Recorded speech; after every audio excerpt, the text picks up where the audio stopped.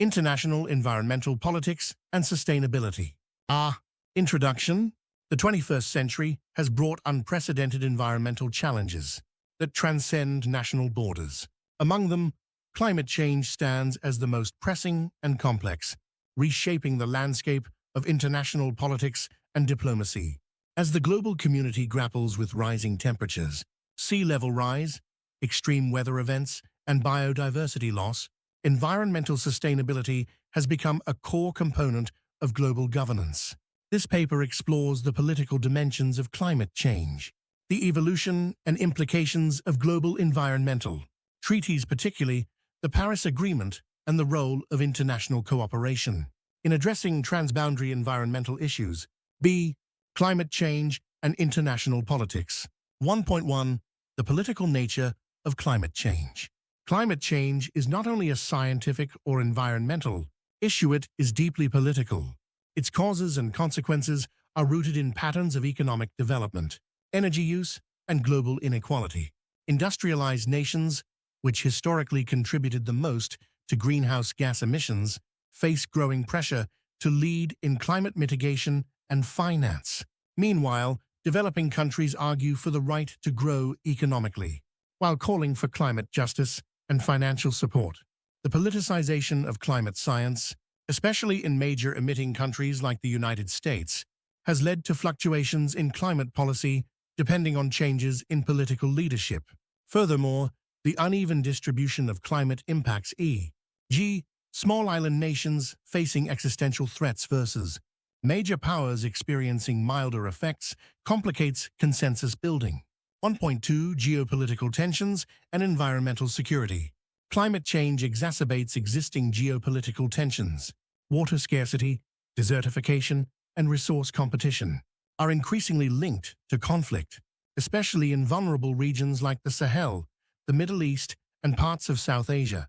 The term climate security has entered policy discourse, highlighting the ways environmental degradation fuels instability, migration, and regional conflict. Additionally, major powers are now competing over green technologies and resources, such as rare earth metals, essential for batteries and renewable energy infrastructure. This rivalry, often dubbed eco-geopolitics, reflects the fusion of environmental concerns with strategic economic and military interests. 1.3. Role of non-state actors. In contemporary environmental politics, non-state actors, cities, businesses, NGOs, indigenous groups, and international institutions play increasingly significant roles. Cities like New York, Paris, and Seoul have adopted their own ambitious climate plans. Corporations are investing in green technologies and aligning with ESG, environmental, social, governance frameworks. Global civil society continues to push for climate action, as seen in movements like Fridays for Future and Extinction Rebellion. The Paris Agreement and global environmental treaties. 2.1. The evolution of climate agreements. The international community has attempted to institutionalize climate action through multilateral treaties, beginning with the 1992 United Nations Framework Convention on Climate Change, UNFCCC. The 1997 Kyoto Protocol represented the first binding treaty, with emission reduction targets for developed countries, though it was criticized for excluding major developing economies and for weak enforcement mechanisms. The 2015 Paris Agreement, under the UNFCCC framework, marked a turning point. Unlike Kyoto, it adopted a bottom-up structure, where each country submits nationally determined contributions, NDCs, outlining its own climate targets. This approach seeks to balance global ambition with national sovereignty and capabilities. 2.2. Key features of the Paris Agreement. Temperature goals. It aims to limit global warming to well below 2°C, above pre-industrial levels, with efforts to limit it to 1.5°C. Universal participation. All countries, developed and developing, are required to submit NDCs and update them every 5 years. Finance mechanisms. Developed countries pledged to mobilize $100 billion annually by 2020 to support mitigation and adaptation in developing countries. Transparency and accountability. Countries must report progress through a global stocktake. and enhanced transparency frameworks.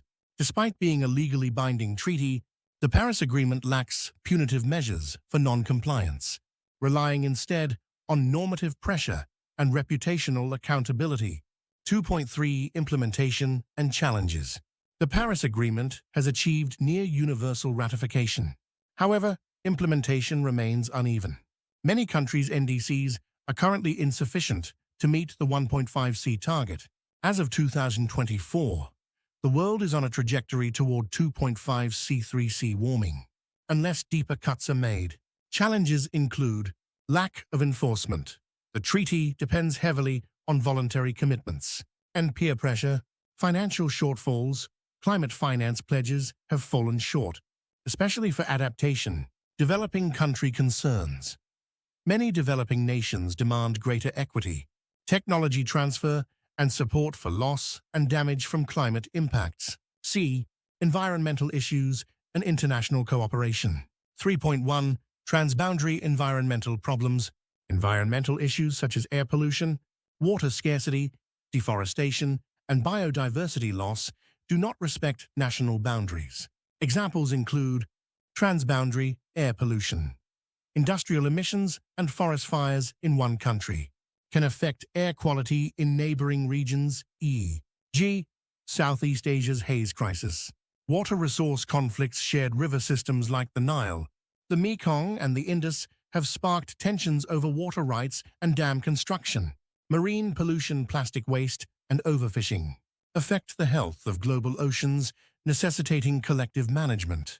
Effective responses require international frameworks and regional cooperation. 3.2 Multilateral environmental agreements, MEAs. Beyond climate treaties, there are numerous MEAs that address specific environmental concerns. Convention on Biological Diversity, CBD, seeks to protect ecosystems, species, and genetic diversity. CITES, Convention on International Trade in Endangered Species, regulates trade in endangered flora and fauna. Basel, Rotterdam, and Stockholm Conventions govern hazardous waste and chemicals. Montreal Protocol, 1987, a highly successful treaty, phasing out ozone-depleting substances. These treaties vary in effectiveness, depending on compliance mechanisms, political will, and funding availability. 3.3 Regional and bilateral cooperation. Many environmental issues are tackled through regional organizations. EU Green Deal, a comprehensive plan for climate neutrality in Europe by 2050. ASEAN Agreement on Transboundary Haze. Pollution aims to reduce air pollution from forest fires. U.S. China Climate Dialogues.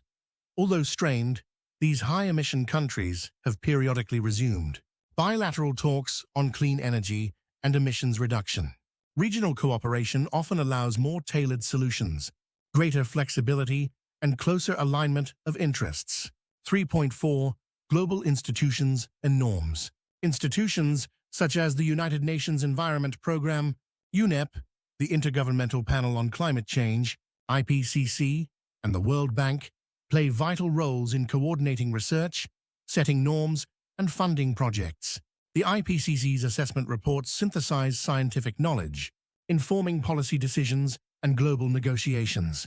Meanwhile, initiatives like the UN's Sustainable Development Goals, SDGs, particularly Goal 13, Climate Action, Goal 14, Life Below Water, and Goal 15, Life on Land, provide a holistic framework for integrating environmental sustainability into development policy.